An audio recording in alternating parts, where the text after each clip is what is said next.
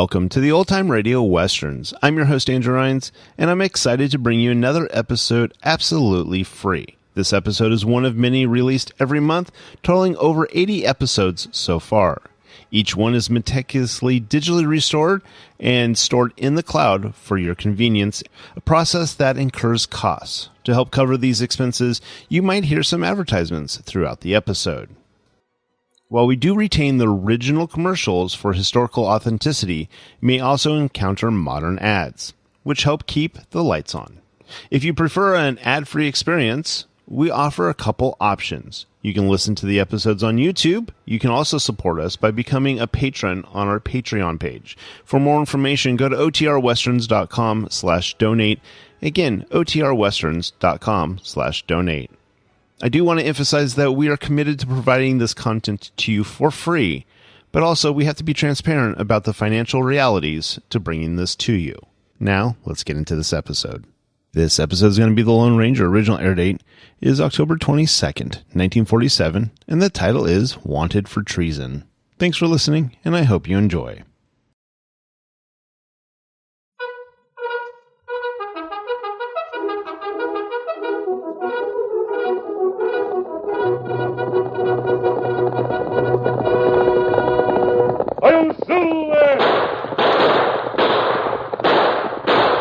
A fiery horse with the speed of light, a cloud of dust, and a hearty hi-yo Silver, the Lone Ranger.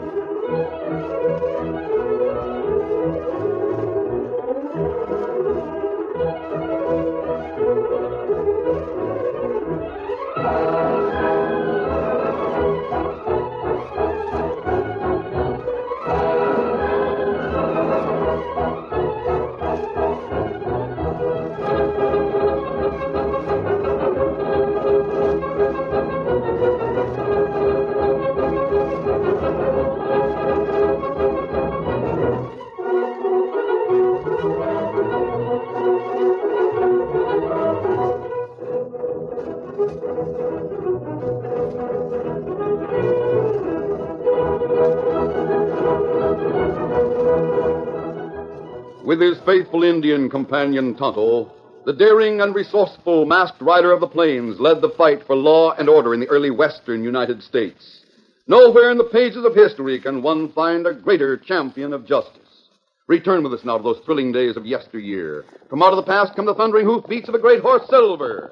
The Lone Ranger rides again. Come on, Silver! Let's go, big fellow! Hi-yo, Silver! Hooray!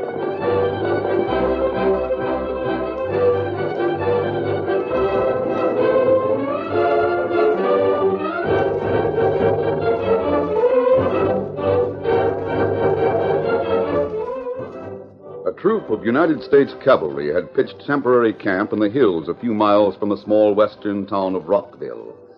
In his headquarters tent, the commanding officer, Captain Collins, and Lieutenant Warren were in conference. Lieutenant, up to now, you and the rest of the troop haven't known why we're on our way to Fort Fremont. That's right, sir. Now, the reason is this. Colonel Newton, who commands Fort Fremont, has only a small detachment there. He sent a dispatch asking for reinforcements because he fears an Indian uprising. Does the colonel have reason for such fears, Captain? He has very strong reasons, Lieutenant Warren. Oh, I see. A tribe of Apaches under Chief Black Eagle has been showing signs of getting out of hand. Scouts report that they have been holding councils of war. Furthermore, it's been reported that someone is supplying the Indians with ammunition and rifles. White bandits seem to be in league with them. And the colonel expects an attack on the fort. That's right. Well, sir, why don't we push on? We've been here since yesterday. I'll tell you why. In his dispatch, Colonel Newton suggested we camp here in the vicinity of Rockville until I locate a certain man who can guide us safely to the fort. Otherwise, we'd run the risk of ambush. And how do you propose to locate the man you speak of, sir? The colonel explained how that was to be done. About 10 miles south of here, there's a mission. I'm to send a message to the padre there. He, in turn, will get in touch with the man I mentioned and send him to us. But, Captain, why don't you... I have a note for the padre right here. I'll have one of the men take it to the mission immediately. Yes, sir. And one thing more. Notify the guards that the man I'm expecting will be wearing a white Stetson and a black mask. He'll be riding a white stallion. They're to treat him as a trusted friend and bring him here at once. A masked man? Who is he, Captain? He's known as the Lone Ranger.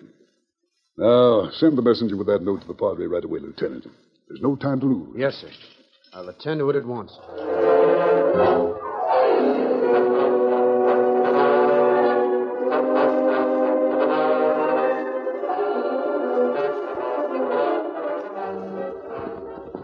A short time later, one of the troopers carrying the note to the padre left the camp and took the south trail toward the mission. He had ridden several miles and was rounding a bend in the trail when...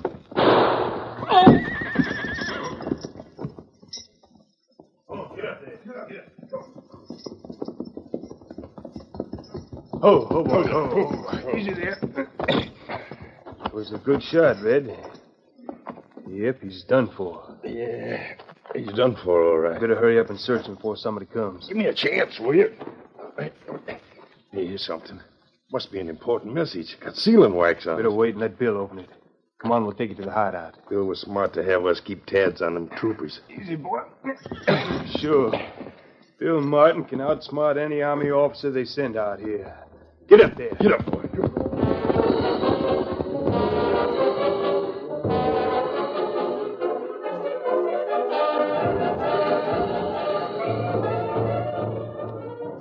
Bill Martin was a tall, muscular man, and though living the life of an outlaw had made him hard and cold within, his firm, regular features often assumed a disarmingly pleasant expression. He was lounging on a cot in a corner of the shack when Gus and Red entered. Hey, Bill, we got something important. Yeah? What is it? A sealed message we took off a trooper. He isn't alive to know we got it, though. Mm-hmm. I thought they'd try to send somebody through with a dispatch. He wasn't riding toward the fort, Bill. He was riding south. Riding south? Well, that's funny. Give me the dispatch. Here it is. Dear Padre, Is it important, Bill? Here, read it out loud. Listen to this. Dear Padre, I've been advised you know the whereabouts of the masked man known as the Lone Ranger. Masked man? Shut up, Red. Go on, Bill. It's of the utmost importance that you get word to him at once. Please inform the Lone Ranger that we are camped a few miles south of Rockville and that I anxiously await his arrival. Very truly yours, H.V. Collins, Captain Troop D, United States Cavalry. That's not good, Bill. I heard about that masked man. He's one critter it's best not to fool with. Don't be a fool, Gus. As long as you got this note, he won't get the message and he won't show up. Hey, somebody might find that trooper's body. Then they'll send another message. Crazy fools. Both of you go back and make sure that nobody does find that trooper. Sure, Bill, we'll attend to it. I guess that note was important, wasn't it? Important enough to give me a good idea. I saw that Lone Ranger once. Rides a big white stallion. That's right. I've heard about it. Wears a black mask and a white hat. What about it, Bill? Just this. Among the horses they stole from the ranchers in the valley, Black Eagle's Indians brought in a big white stallion. Black Eagle let me use it. I can make a black mask, and I know where I can get a white hat. But why do you want Tomorrow afternoon, I'm going to go to the troopers' camp and pass myself off as a Lone Ranger.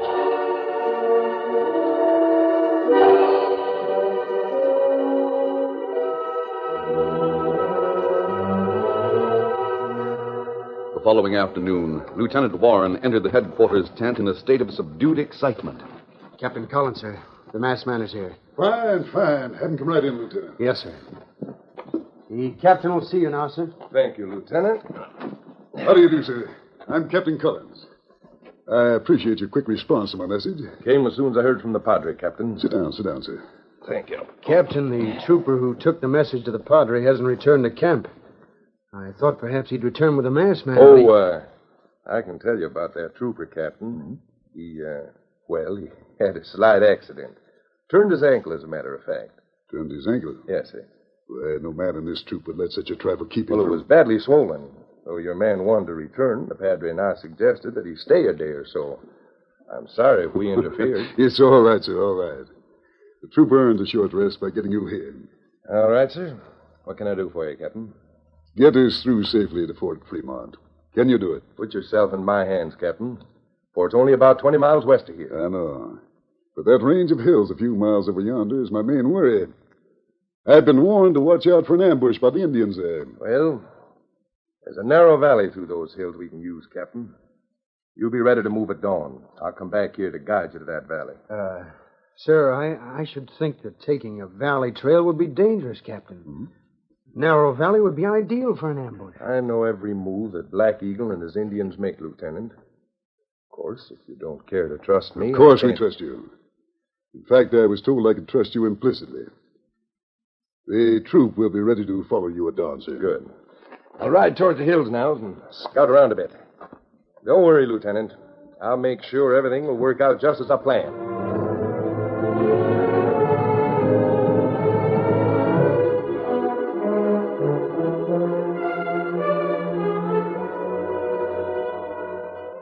It was dusk when two horsemen arrived at the outskirts of Rockville. They were the Lone Ranger and his Indian companion. While Tonto rode into town for a few supplies, the masked man waited in a grove of cottonwoods. Before long, he heard the steady beat of hoofs that told of Tonto's return. Oh, Scout. Oh, fella. Oh, did you get the supplies, Tonto? Me get 'em. Me see troopers in town, Kemosabe. Troopers? Here in Rockville? Me find out troopers have camp in hills, a few miles to the south. They must be on the way to Fort Fremont. I've heard the Indians are causing trouble out that way. That's right. Perhaps we can be of help to the commander of the troops. They run the danger of ambush between here and the fort. Maybe it's not safe to go to troopers' camp. I know Colonel Newton, commanding officer of the fort. He told me that if he had to send for reinforcements, he wanted us to guide them through the hills. The colonel said he'd mentioned me in his dispatches so that I could safely approach the army camp. Oh. Well, when you go to see troop commander? We'll ride to the camp at dawn, Tonto. Here, Silver. Right now, we'll go pitch camp nearby, then turn in early for a good rest. Easy, big fella. Come on, Silver. Come on, Scout.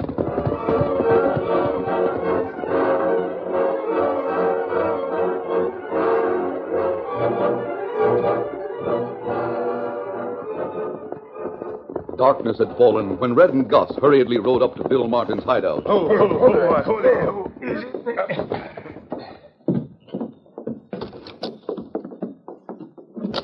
Well, did Black Eagle get his braves moved into the valley for the ambush? We rode up to this end of the valley to find out, Bill, but something happened. What? We come on a couple other critters watching the Indians move in there. What's that? That's right, Bill. There were a couple of scouts from the fort. We jumped them and made sure one of them won't talk. We shot the other in the arm, but he got away. Clumsy fools. Why don't you go after him? Oh, we did, Bill, but his horse was faster. He rode toward the army camp. He'll warn the captain about the Indians waiting in the valley. He'll know that I was trying to trick him. I won't dare go back in the morning. Well, there's only one other way for the troops to take, Bill. They won't take a chance on the valley now. What are you driving at, Red? It isn't too late yet to have Black Eagle move his Indians from the valley so as to ambush the troops on the other trail, see? That's right. Captain will figure the masked men crossed him up. Didn't like the idea of going through the valley anyway. And I won't have to go back at dawn. Captain will lead his troop into an ambush on the other trail. Well, at least he hasn't got the real Lone Ranger to help him. That hombre hadn't better show up around the fort. Come on. We ride to the valley now and tell Black Eagle to shift his braves from the valley to the other trail.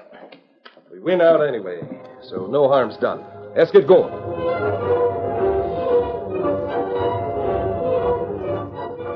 A short time later, Lieutenant Warren entered Captain Collins' tent. Captain Collins, sir. What is it, Lieutenant? A wounded scout from the fort has just arrived. He's right outside and wants to see you immediately. Have him come in. Yes, sir. Captain will see you now. Come right in. Yes, sir. Well, speak up, man. What is it? Scout Willis from Fort Fremont reporting, sir. Go on. 2 of us came through the narrow valley in the hills yonder, sir, at dusk. We saw Indians filtering into the valley on each side. Are you sure? Yes, sir. While we were watching, we were attacked. Jackson was killed. I was hit in my arm, but I managed to get through to your camp. They're getting ready for an ambush, sir. I'm sure of it. Captain, the man who was here this afternoon assured us that I know, valley Lieutenant. Willis, did you get a look at your attackers? No, sir, I didn't have a chance, and it was too dark to see much. I'll show you the other trail through the hills, sir. It'd be suicide to go through that valley. Yes, I agree with you. I'm afraid your colonel put his trust in the wrong man, Willis. I don't understand, sir. I don't mean you, of course. You're to be commended. Lieutenant. Sir? Inform the guards that when our so-called friend, the Lone Ranger, returns at dawn, he's to be placed under arrest and held for court-martial. The penalty for his treasonable act is death.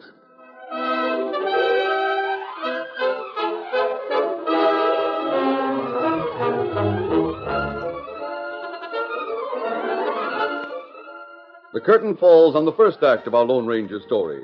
Before the next exciting scenes, please permit us to pause for just a few moments.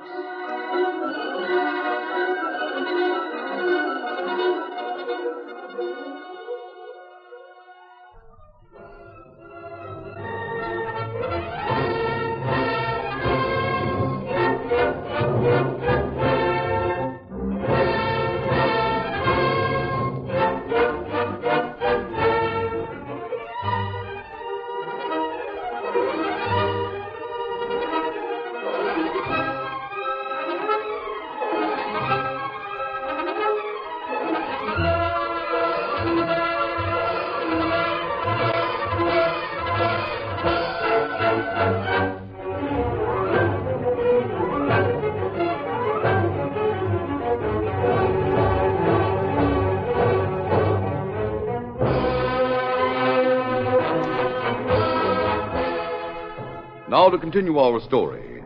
As the first flush of dawn spread over the hills, the Lone Ranger and Tonto were in the saddle, riding toward the army camp to offer their help. As they drew near, the masked man signaled a halt. Oh, Silver, oh, fella. Tonto, I'll ride on from here alone. Me savvy. I'm sure I'll get in to see the commander without any trouble. After we talk, I'll come back here for you. I don't expect to be long. Me wait here till you come, Kimasabi. Good. And we'll do some scouting in the hills and report conditions to the troop commander. Adios, Tonto. Adios. Come on, Silver.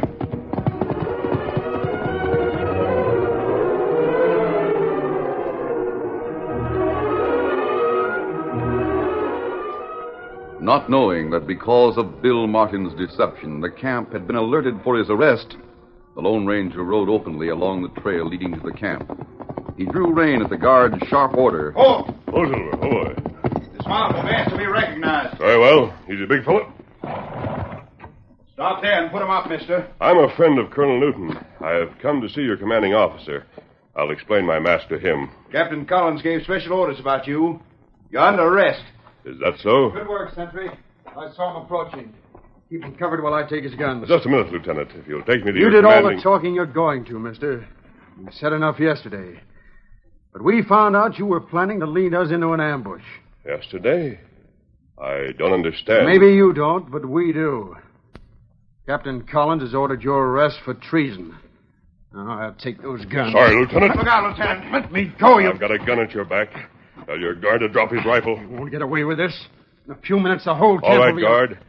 I give you 10 seconds to drop that gun. Otherwise... No. I better do it. He'll kill you, Lieutenant. I'll take your gun, Lieutenant. You will hang for this? Perhaps. Not if I can help it. Now lie down, both of you. Good. Steady, big fella. We'll meet again, Lieutenant. Adios.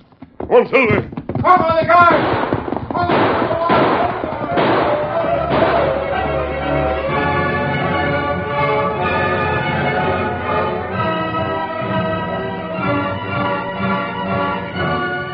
Tonto had heard the commotion in the camp, and he was already mounted and waiting to join the Lone Ranger in his fast flight. The two headed into the hills west of the camp and rode hard until they were sure they were safe. They had reached the hillside at the entrance to the narrow valley when they reined up. Oh, Silver, hold up, fella. Steady, big fella.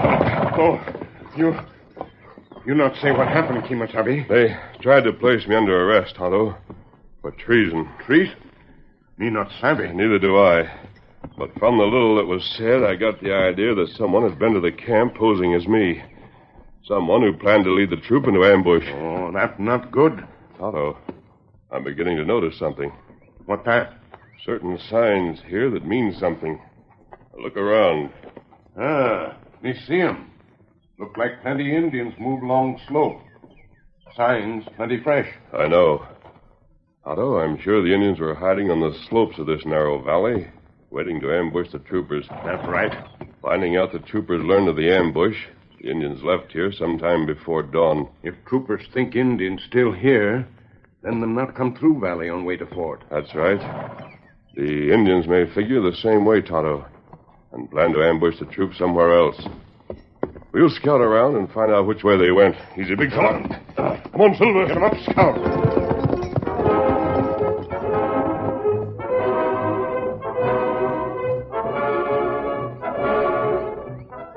The valley trail curved gradually northward until a few miles beyond the place where the ambush had been planned, it joined the upper trail. The masked man and Tonto finally reached the point where the trails joined and rode on for a short distance before halting. Strange, Tonto. I expected the Indians to plan an ambush somewhere along the upper trail before it joined the valley trail. They've left sign enough to show they followed the valley trail all the way. Their tracks still show along here. That's right. You see where trail reach river just ahead. Look like Indian cross river. They can't go far beyond the other side without running into scouts from the fort. We'll turn off to the left onto that small wooded bluff just ahead. We get view cross river from there. I'll use my binoculars. Perhaps I can find out something. Come on, Silver. Get 'em up, Scout.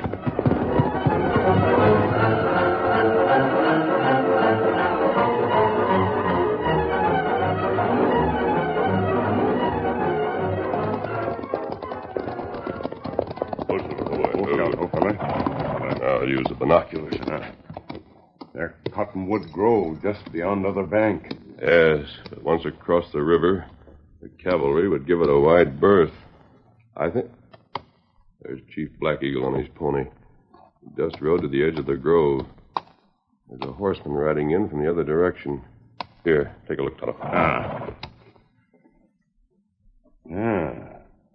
You see him plain. Chief wait for other fella. Him a savvy. Other fella wear mask. Ride white horse like Lone Ranger. Let me see.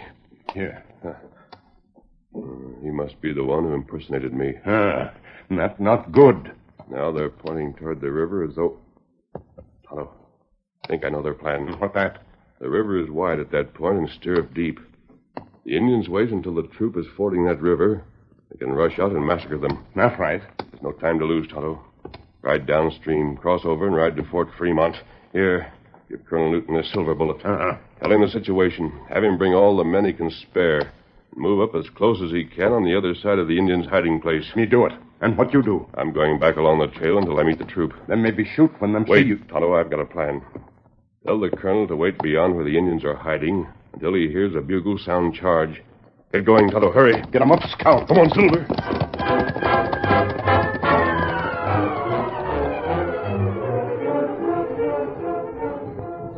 Meantime, Captain Collins, with Lieutenant Warren and the wounded scout Willis, rode at the head of his cavalry troop along the upper trail. I hope I'm right in following your advice, Willis, by taking the upper trail. But, Captain, Willis reported that the Indians planned an ambush in the narrow valley. We couldn't take that valley trail. I know. Since that masked man escaped this morning, the Indians will know I've learned their plot. They might pull out of the valley and plan another ambush on this trail somewhere. You can rest easy, Captain. This upper trail runs through open country all the way to the river. Once across that, we'll have no worries. Well, I'll have to take your word for it. Somebody riding down the trail and coming fast. Maybe another scout from the fort, Captain. Look, Captain. Huh? It's the masked man. Well, I'll be... Troop!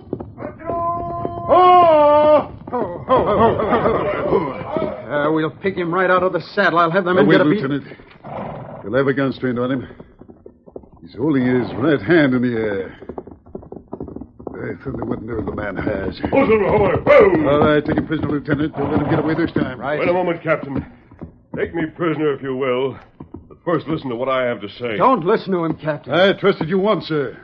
Why should I do so again? The man who came to you yesterday was an imposter. Now we're wasting time, Captain. I say we ought to Wait a take minute, him... Lieutenant. There is something about this man. Deeper voice, for one thing. Did you notice the other man's gun belt, Captain? Was it like this one? By Jove, I did notice it. Colonel Newton told me about those silver bullets. The other man carried regular bullets in his belt. Here, see for yourself. My bullets are made of silver. But I'm inclined to think we did make a mistake, sir. Perhaps this will convince you, sir. What's that?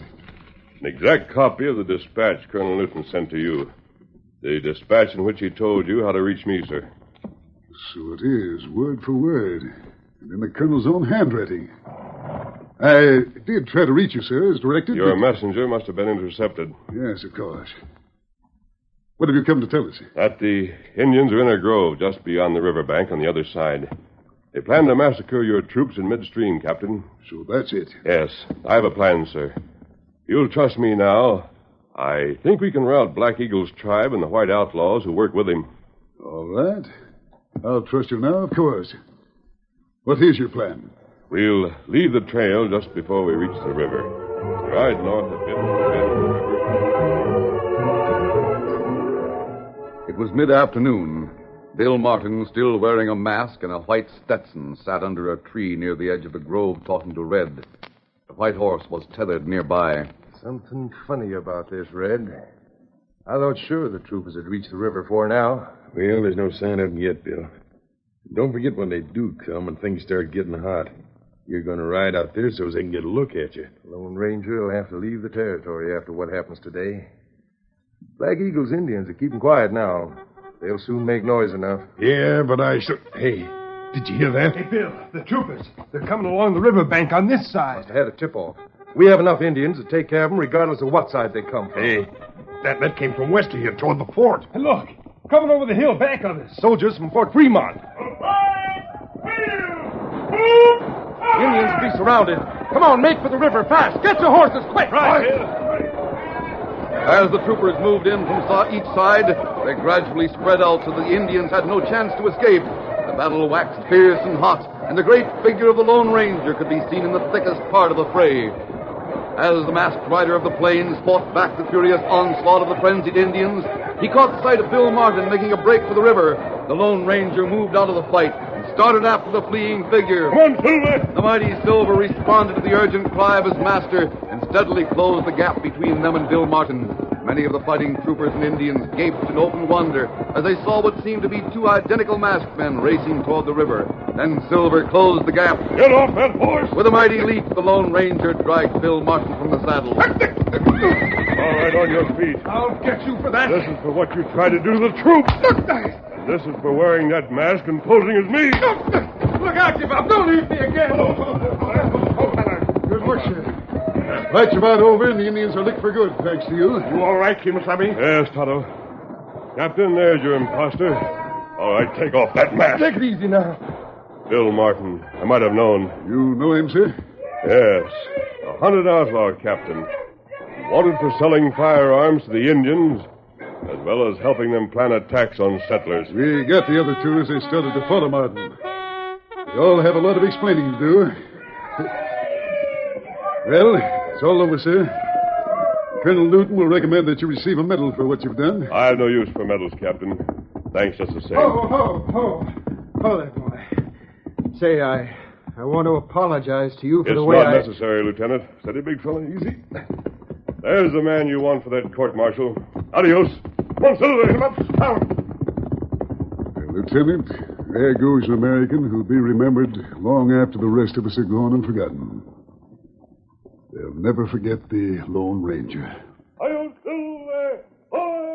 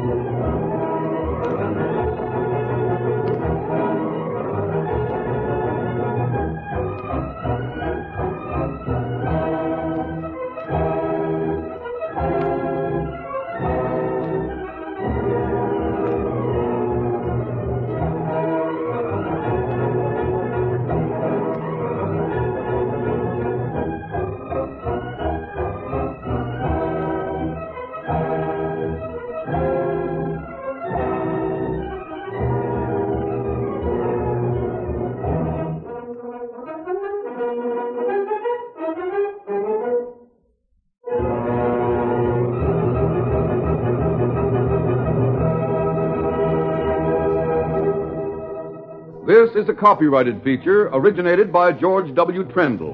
The Lone Ranger is played by Brace Beamer.